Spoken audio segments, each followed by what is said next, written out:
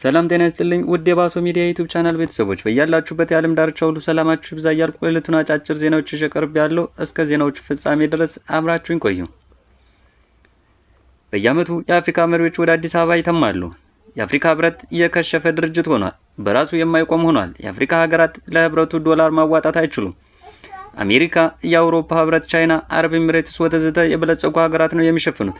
እነዚህ የበለጸጉ ሀገራት ከዚህ በኋላ አናዋጣም ቢሉ በየዓመቱ አዲስ አበባ የሚደረገው ጉባኤ አይኖርም ማለት ነው። የህብረቱ ህንጻ የተገነባው በቻይና ወጪ እንጂ አንድም የአፍሪካ ሀገር አንድም ብር አላዋጣም። ህንጻውን የገነባችው ቻይና ናት። የቻይና የህብረቱ መሰብሰቢያ ህንጻ ስትሰራ የቻይና ስለላ ድርጅት የኤሌክትሪክ የኢንተርኔት ገመዶች ላይ የረቀቀ የስለላ ቴክኖሎጂ ተጠቅሟል። የአዲስ አበባ አብዛኛውን ሆቴሎች የገነባችው ቻይና ናት። በራሷ ዕቃ ነው የሰራችው። የአፍሪካ መሪዎች ኮምፒውተሮቻቸው ስልካቸውን ቻርጅ ሲያደርጉ ሆነ ኢንተርኔት ሲጠቀሙ የኮምፒውተሮቻቸውና የስልካቸው ሙሉ ፋይል ወደ ቻይና ስለላ ድርጅት ያስተላልፋል ማለት ነው። የኢኳቶሪያል ጊኒ የገንዘብ ሚኒስቴር የባልታዛር ቪዲዮ የወጣው በዚህ መንገድ ነው። የአፍሪካ መሪዎች ሲማግጡ የሚያሳይ ተንቀሳቃሽ ምስል በቻይና በሞሳድ በአውሮፓ እጅ ይገኛል። ነጩ ማህበረሰብ አፍሪካን የጨለማ አህጉር እያለ ነው የሚሰራጨው። ጨለማ መባል ያልነበረበት አህጉር ነበር። በሌላ አህጉር የማይገኝ እጅግ ውድና ማዕድናት ከመሬቱ ከእርሶ ተደራርቦ ተቀምጧል። መሪዎቹ የህዝባቸውን ኑሮ ከማሻሻል ይልቅ ስልጣናቸውን ለማራዘም ሲሉ ህዝቡን ያደህዩታል። ከዚያም ስለ ዳቦ ብቻ እንዲጨነቅ ያደርጉታል። እነርሱ ግን በአውሮፓና በዱባይ በቢሊዮን የሚቆጠር ዶላር ያሸሻሉ። የዛሬ 7 ወር የአሜሪካው ፕሬዝዳንት ዶናልድ ትራምፕ የአፍሪካ መሪዎች ሰው አይመስሉኝም፣ አህጉሩ በተፈጥሮ ሀብት የታደለ ነው፣ ግን መሪዎቹ መሳሪያ እየገዙ ህዝባቸውን ይገድላሉ በማለት ነበር የጀለጿቸው። አንድም የአፍሪካ መሪ ምላሽ ግን አልሰጡም። ሱዳን ዘግናኝ ጭፍጨፋ እየተካሄደ ይገኛል። የመሐመድ ዳጋሎ ሰራዊት ህፃን፣ አዛውንት፣ ሴት ሳይል ይጨፍጭፋል። የዳጋሎ ሰራዊቶች ሲገድሉ ቪዲዮ እየቀረጸ ለዓለም ይፋ ያደርግ ነበር። ዘ ዋሽንግተን ፖስት በሳተላይት ምስል አስደግፎ ያወጣው ዜና ዓለምን አሳዝኗል። በሳተላይት ምስሉ እንደሚያሳየው የአስከሬን ክምር ነው። የበለጸጉት ካድራት ቡድን 20 የሱዳን ቀውስ እንዲያበቃ ሲሉ መግለጫ ወጡ። አረብ ኤሚሬትም እጇን እንድትሰበስብ ጥሪ ያቀረቡ። የአፍሪካ ህብረት ምንም መግለጫ አላወጣም።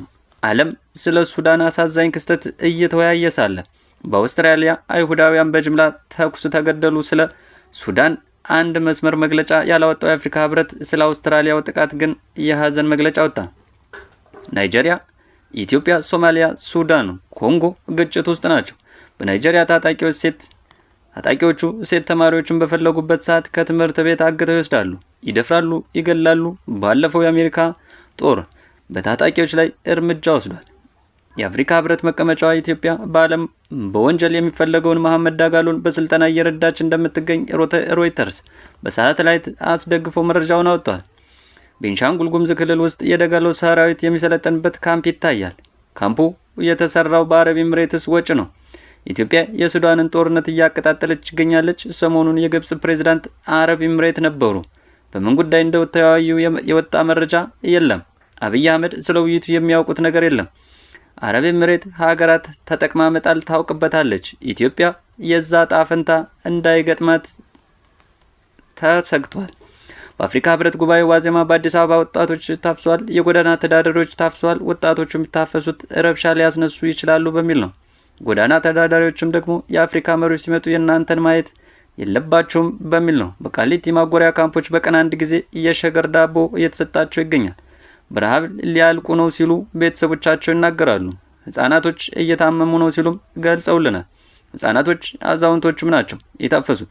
ረሃቡን መቋቋም አቅቷቸው የጎዳና ውሾች ተገድለዋል። ቤት ለቤት እየዞሩ ውሾቹን እየገደሉ ነው የሰነበቱት። ነዋሪዎቹ ውሾቻችን ለምንድን ነው የምትገድሉብን ብለው ሲጠይቁ የአፍሪካ መሪዎች ሲመጡ በውሾች ጩኸት መረበሽ የለባቸውም የሚል መልስ የተሰጣቸው።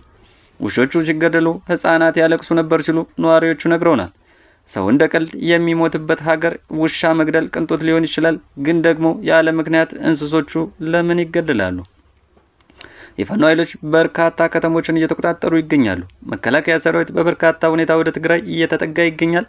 ወደ ኤርትራ ድንበርም እየተጠጋ ነው። የፋኖ ኃይሎች አንድ መሆናቸውን ድል እንዲቀዳጁ ሆነዋል።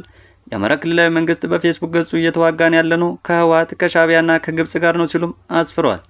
የፋኖ ኃይሎች ደቡብ ጎንደርን ሙሉ በሙሉ ተቆጣጥረዋል። በሰሜን ሸዋ ደብረ ብርሃን አቅራቢያ ውጊያ እየተካሄደ ይገኛል። ደሳለኝ የተባለው የመከላከያ ከፍተኛ የክብር አባል አረጋ ከበደን የውስጥ አርበኛ ነው፣ ተመስገን ጥሩነህ የፋኖ ሰላይ ናቸው ሲል በግልጽ በፌስቡክ ገጹ ሰድበዋቸዋል። ይህ የመከላከያ የክብር አባል ሽመልስ አብዲሳን የሸኔ ሰላይ ነው ቢል ወደ ቅሊንጦ ነበር የሚወሰደው። የአማራ ብልጽግና በመከላከያ ፕሮፓጋንዲስቶች የሚሰደቡ በአማራ ሕዝብ የተጠሉ ሆነዋል። ደብረጽዮን ገብረ ሚካኤል ዛሬ በሰጡት መግለጫ ብልጽግና ወደ ትግራይ ኃይሉን እያስጠጋ ነው፣ አንድም ትግራዊ እጁን አጣጥፎ አይቀመጥም ሲሉ ለጦርነትም ተዘጋጅተናል ሲሉ ተደምጠዋል።